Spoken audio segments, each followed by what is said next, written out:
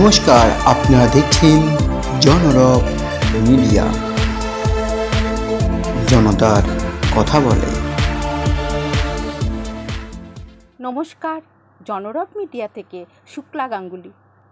পশ্চিমবঙ্গের মালদহ জেলার গাজলে ভারত সেবাশ্রম সংঘের নবনির্মিত মন্দিরের দ্বার উদ্ঘাটন করলেন বিশ্ব আত্মানন্দজি মহারাজ। 23 থেকে 24 চৈত্র এই মন্দিরে চলে নানাবিধ অনুষ্ঠান, গুরু পূজারতি, শিব পূজারতি, বৈদিক শান্তি মহাযজ্ঞ অনুষ্ঠান মহাসমারোহে পালিত হয়। চলুন আমরা একটু ভজন কীর্তনে মনোনিবেশ করি।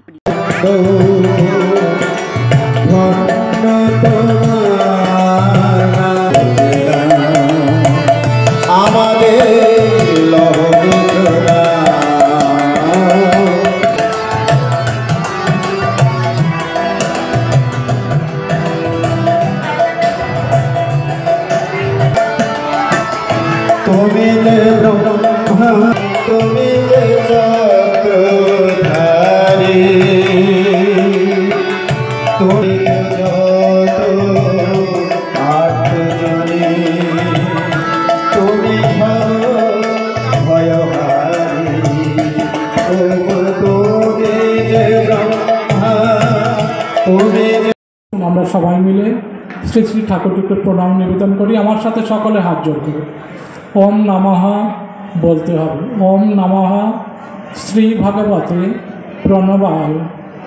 ওম অহৈতুকিং প্রেমঘন দিব্যমূর্তিং আচার্য রূপং প্রণবং নমামি। তমেব মাতা চ পিতা তমেব বন্ধুশ্চ সখা তমেব বিদ্যা দ্রবিণং তমেব সর্বং মম দেব দেব। তমেব সর্বং মম দেব দেব। গুরু হলেন সমস্ত দেবদেবীর সাকার বিগ্রহ। আজ থেকে বহু হাজার বছর আগে নৈমিষারণ্যে নিমিষ ক্ষেত্রে এক মহাযজ্ঞ হচ্ছিল। রাজর্ষি নিমি সেই যজ্ঞের উদ্যোক্তা। যারা শ্রীমদ্ ভাগবত গ্রন্থ পড়েন দেখবেন সেখানে খুব সুন্দর বর্ণনা আছে। রাজর্ষি নিমির যজ্ঞে আহুত এসছেন সমগ্র ভূভারতে ঋষি মুনি তপস্বী পণ্ডিত ব্রাহ্মণ মণ্ডলী প্রজাকুল। সেই যজ্ঞে এসেছিলেন রাজর্ষি ঋষভ দেবের 9 জন পুত্র। জ্যেষ্ঠ পুত্র ভরত, যার নাম থেকে আমাদের দেশের নাম ভারতবর্ষ।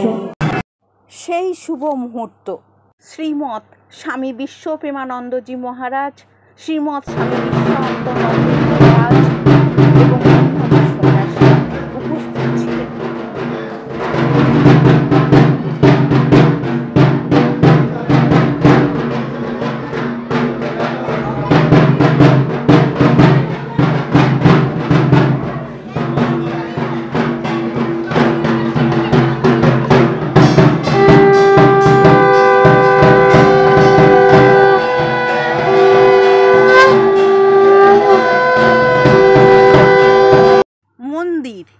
মন যেখানে দৃঢ়তা শক্তি পায়, উদারতা পায়, ত্যাগের শক্তি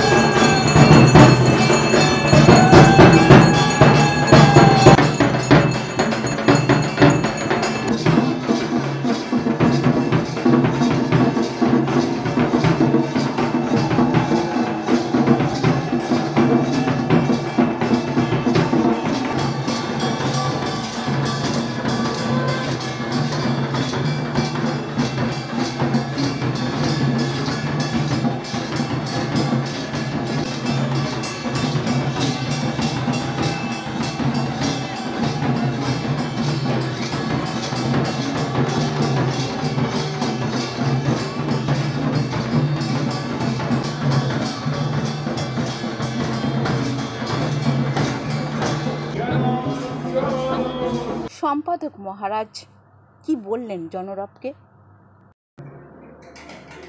মন্দির নিশ্চয়ই হচ্ছে, ভাবের তৈরি হচ্ছে, কিন্তু মন্দিরটা কি মনকে শান্ত করার জায়গা, সেটাই তো হচ্ছে না।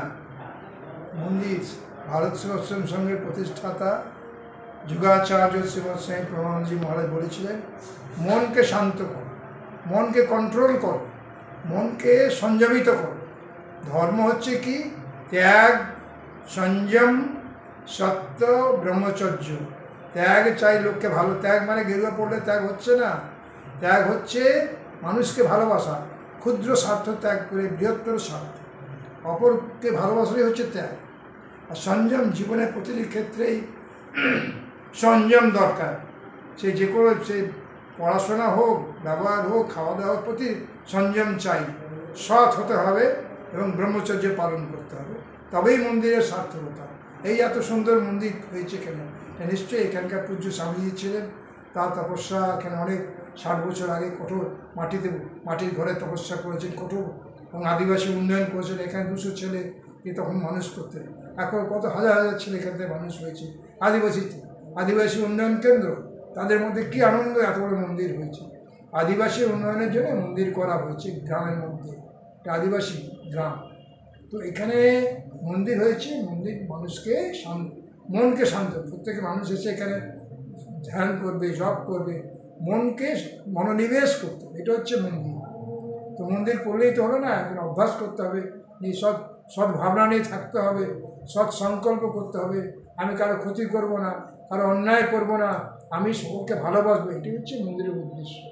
ঠাকুরে আমরা এত সুন্দর মন্দির করেছি, এখানে প্রতিটা মানুষের উচিত এখানে এসে সমবেতভাবে যোগদান করা, সৎ সংকল্প নেওয়া, সৎ ভাবনা নেওয়া, সচ্চিন্তা ডুবে থাকা, তবে মানুষের মধ্যে শান্তি আসবে, আনন্দ আসবে এবং মন্দির সফল হবে।